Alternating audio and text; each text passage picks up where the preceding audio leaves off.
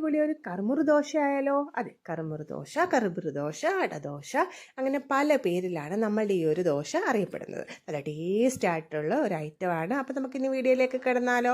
അതിന് വേണ്ടി നമ്മൾ ആദ്യം ഒരു ഗ്ലാസ് പച്ചരിയാണ് ഉപയോഗിക്കുന്നത്. അപ്പോൾ ഒരു ഗ്ലാസ് പച്ചരിക്ക് നമ്മളൊരു അര ഗ്ലാസ് അല്ലെങ്കിൽ അതിനൊരു കുറച്ച് താഴെയായിട്ട് നമ്മൾ ഉഴുന്നും കൂടി എടുക്കുന്നുണ്ട്. അതുപോലെ തന്നെ അത്രയും ക്വാണ്ടിറ്റിയിൽ തന്നെ നമ്മൾ കടലപ്പരിപ്പ് ആണ് ഇതിലേക്ക് ഉപയോഗിക്കുന്നത്. അപ്പോൾ ചിലവരിതിൽ തുമരപ്പരിപ്പ് അതുപോലെ തന്നെ ചെറുപയറിൻ്റെ പരിപ്പൊക്കെ ഉപയോഗിക്കും. അപ്പോൾ നമ്മൾ പക്ഷേ കടലപ്പരിപ്പ് മാത്രമാണ് ഉപയോഗിക്കുന്നത്. നല്ല ടേസ്റ്റാണ് കടലപ്പരിപ്പ്. നിങ്ങൾ കടലപ്പരിപ്പ് വെച്ച് തന്നെ തയ്യാറാക്കി നോക്കുക, നിങ്ങൾക്ക് തീർച്ചയായിട്ടും ഈ ഒരു ഡിഷ് ഇഷ്ടപ്പെടും. അപ്പോൾ ഇത് നമ്മളൊരു 5-6 മണിക്കൂർ ഇതൊന്ന് സോക്ക് ചെയ്യാൻ വെക്കുക.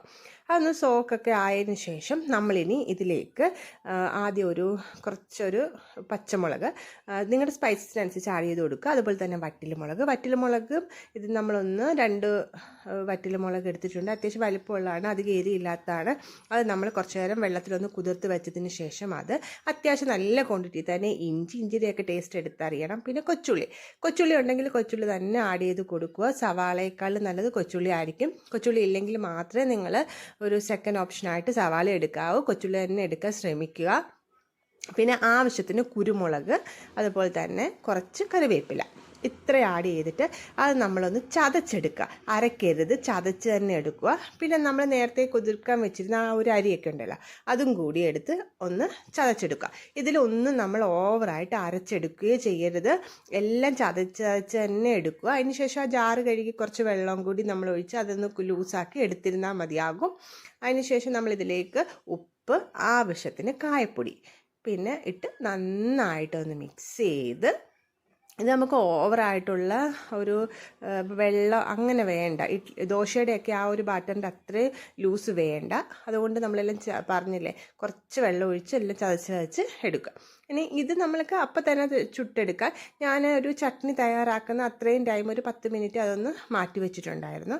അപ്പോൾ ഇതിലേക്ക് നമ്മളൊരു ചട്നി തയ്യാറാക്കാം. അതിന് വേണ്ടി വറ്റൽമുളക്, അതുപോലെ തന്നെ ചെറിയ ഉള്ളി, പുളി, ആവശ്യത്തിന് കറിവേപ്പില, അതുപോലെ തന്നെ ഉപ്പ്, ഇത്രയും ചേർത്ത് നമ്മൾ ഒന്ന് അരച്ചെടുക്കാം. അപ്പം നല്ല ടേസ്റ്റി ആയിട്ടുള്ള നമ്മുടെ ഉള്ളി മുളക് ചതച്ച ചമ്മന്തി റെഡിയായി. ഇത് നല്ല കോമ്പിനേഷനാണ് ഇതിൻ്റെ കൂടെ. പിന്നെ നിങ്ങൾക്ക് ഓവറായിട്ട് എരി ഉണ്ടെങ്കിൽ കുറച്ച് പച്ച വെളിച്ചെണ്ണയും കൂടി ഇതിലേക്ക് ഒഴിച്ചെടുത്താൽ മതി. ഇനി നമുക്ക് ദോശ ചുട്ടാലോ? അപ്പം ഇത് നമ്മൾ നല്ലപോലെ പാൻ ചൂടാക്കുക തന്നെ വേണം. നല്ല ചൂടായ പാനിലേക്ക് ഇതുപോലെ ഒഴിച്ച് നല്ലപോലെ പരത്തിയെടുക്കുക. അതിനുശേഷം നമ്മൾ ഇതിലേക്ക് നെയ്യോ എണ്ണയോ നല്ലെണ്ണയോ ഒക്കെ എടുക്കുക. അതിന് ഒരു പ്രത്യേക നെയ്യ് ഉണ്ടെങ്കിൽ നെയ്യ് തന്നെ യൂസ് ചെയ്യുക. ഇല്ലെങ്കിൽ നിങ്ങൾക്ക് ഇഷ്ടമുള്ള ഓയിലും കൂടി ഇതിൻ്റെ മുകളിലൂടെ തൂകി നല്ല മുരിഞ്ഞ നല്ല അടിപൊളി ആയിട്ടുള്ള നമ്മുടെ കറുമുറു ദോശ തയ്യാറാണ്. ഇതിന് മുളക് ചമ്മന്തി ആയിരിക്കും ഏറ്റവും സൂപ്പർ കോമ്പിനേഷന്. നിങ്ങൾ എന്തായാലും ഇത് ഒരു വട്ടമെങ്കിലും ട്രൈ ചെയ്ത് നോക്കണം. അപ്പം ഇത് ഞാൻ പറഞ്ഞല്ലോ, അധികം പേസ്റ്റാക്കി അരക്കരുത്, ചെറിയ തരിയോട് കൂടി തന്നെ അരച്ചെടുക്കണം. പിന്നെ നിങ്ങൾക്ക് മല്ലിയില ഇഷ്ടമാണെങ്കിൽ നിങ്ങൾ ഇതിലേക്ക് കുറച്ച് മല്ലിയിലയും കൂടി ആഡ് ചെയ്ത് കൊടുക്കണം.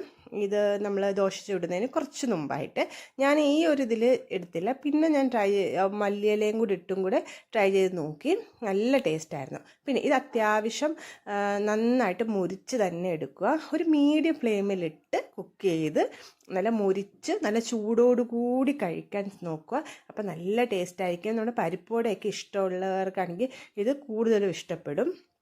അപ്പം നിങ്ങളെല്ലാവരും ഈ ഒരു ഡിഷ് ഒരു വട്ടമെങ്കിലും ട്രൈ ചെയ്ത് നോക്കണം. നിങ്ങൾക്ക് തീർച്ചയായിട്ടും ഇഷ്ടപ്പെടും. എന്നിട്ട് ഫീഡ്ബാക്ക് കമൻ്റായിട്ട് അറിയിക്കണം. Okay, thank you.